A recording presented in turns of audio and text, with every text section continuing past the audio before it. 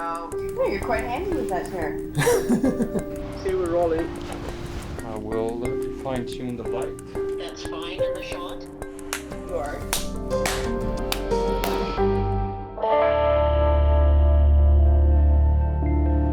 Still life in the British capital, the UK trying to slow itself down and bringing with it a sense of distortion, difficult for people to get used to. All right, are we good? Everybody happy? That's good. That's fine. All right, here we go. So nice to see you there. Can you talk to people about what your London was like before the pandemic and then in the week since? I think that's been one of the weirdest things about London. And when they all of a sudden overnight became empty, it felt really distorted and alienating. And I remember being in the center of town in the early days, and you just felt like it was like a city hollowed out.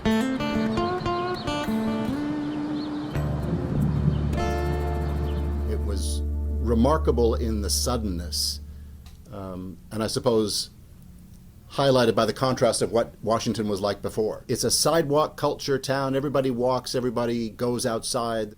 But when it changed, everything changed. Like everything stopped with no warning. You know, we're not really supposed to go into people's houses. We're not really supposed to go into people's offices anymore. And the whole idea of this industry is based on human contact to no small degree. I mean, I'm talking now into a computer that's stacked on top of 4 books, you know, in a sterile studio somewhere. That's not the way you talk to people, but it is the way we talk to people now, and you lose something in that.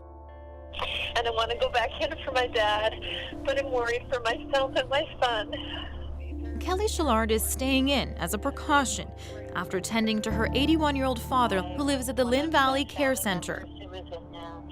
It looked nerve-wracking, it was sad, it was so strange to see you talking to people behind glass. Can you walk me through like what discussions you had to have as a crew and with the people you were talking to in those early days? So it was about figuring out what can we do. And I remember we showed up at her door, Kelly Shillard's door, and I was like, do you have a window? But there are a lot of people that have nobody in there. And that's what I'm the most worried about. I'm sorry.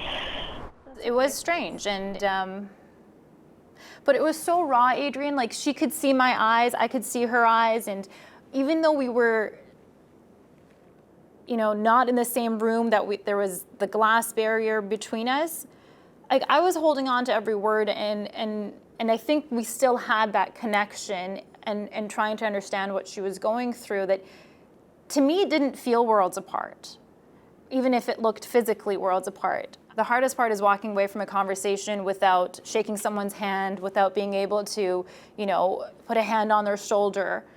And then you just have to get in your car and drive away. And I think that was the hardest part, where I was just like, one day I'll be back, and one day we'll be able to, you know, shake each other's hand, hug each other.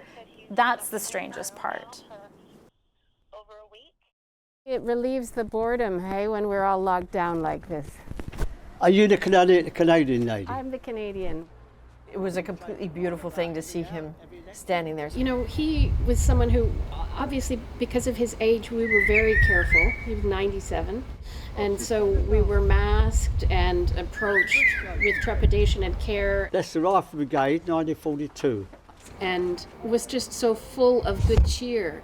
And he admitted that he had a hard time being alone. And, you know, I asked him, what do you do to cheer yourself up? And he said, well, I like to sing. We'll meet again, don't know where, don't know where. He was a special man, and I think he was a real optimist. I think, like them all, they remind us of what terrible things humanity is capable of, and what great courage as well. Oh, won't you please say hello to the folks that I know.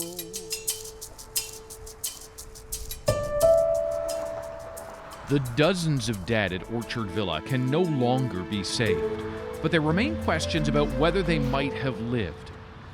Long-term care has long been neglected. It's abundantly clear to me that many care homes were already on the edge of a cliff, and COVID came along and pushed it right off. We started to see, it's a tricky question because you actually weren't seeing it. And the reason you weren't seeing it is these homes were locking down. They weren't letting outsiders in. But it was trickle bits of information. And then it got to, well, we've had a death. And then that started to arc up. And then you had, 30 people dead, then 50. And then it starts rapidly getting into the 3 digits. And then we pass 1,000 people dead across Canada in long-term care. That is a common theme for families gathering outside Orchard Villa, calling out the names of the lost. Ruth Kramer, Jack Farron, Mary Walsh, Angela Skrullick. I have found it frustrating at times that action on things we knew were problematic as a society, that action wasn't taken sooner, before the pandemic. We could have created the conditions that made this much more survivable in long-term care, but we chose as a society not to. And it wasn't just about COVID. We have made the final days, months, years of your life much less dignified. We have made them much more difficult. We've warehoused our elderly. I find that very frustrating. New York is where Stephen D'Souza is right now. And Stephen, what's going on? Ian, for those viewers who've been watching us throughout the night, we were earlier with the group that was playing a bit of a cat and mouse game, marching through the streets. We came back on the second night of the protests, and I describe it in the way that, you've seen disaster movies where there's fires burning in the city, helicopters flying overhead, riots in the streets, and people are in front of their house frantically packing a minivan to drive away and to get out of there. We were doing the opposite. We were arriving in the minivan to that scene because that's what was happening in New York that night. The emotion and the anger, I think, is tied so much to the pandemic because, people were in their homes for almost 2 months, and they were seeing some of the violence happening in other places, the shooting of Ahmaud Arbery and what happened to George Floyd, but they also saw the impact of the virus on their communities. And I'm talking about the African American community, the Hispanic community. They saw lower income neighborhoods hit harder by this. Hang on a second, Ian. Bear with me. So what's happening is just down that street. They're coming this way. We're going to have to go around this way. So what's happening, Ian? Police are trying to clear the area. There we go, right there. It is a revolution that's happening, and it is imperative not to go there, not to tell those stories. The question has been asked, why this, why now, for these demonstrations? And we can talk about the sort of the visceralness of that video, huge factor. We can talk about 3 years into the presidency of Donald Trump, no small factor. We can talk about a litany of other examples of the kind of thing that happened in Minneapolis. And then to that comes COVID. In fact, police are coming this way now, so we should probably move on. It's orderly, Ian. It's by and large, I've said this many times tonight, peaceful, but they're getting hepped up by the minute. In this demonstration, in this week, in these days of it, I'm telling you, it felt different. Black Lives Matter! It felt like a critical mass had been reached, that this isn't going to go away. So as a dad and a reporter, how'd you explain this to your kids?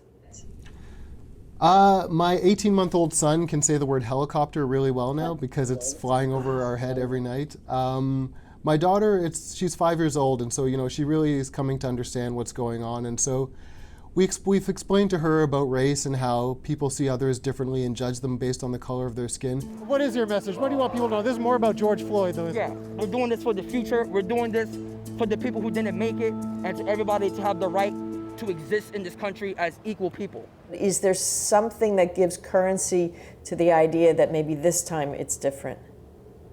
The one thing you can say for sure is that people are energized and people feel that they are in a moment. We talked to people lining the route for George Floyd's funeral procession. The last mile was in a horse-drawn carriage, and people were waiting for hours in the 100-degree Texas heat.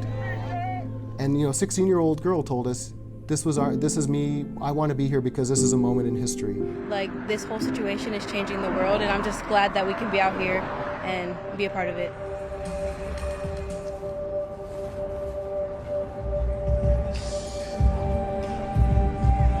It is so powerful. It's there. It's this giant term that means so much to so many that might bring change. Right there, right in front of the White House, right in front of that church where so much has happened. And people are standing around it and looking at it and taking pictures and taking selfies of themselves near it. It's just a symbol. But what a symbol, right? And people were climbing up on mailboxes to get up close to it, and again, so their people down below could take pictures of them near it. Like, it changed the whole vibe. Everybody felt, okay, this isn't going to change our lives, but it changes something.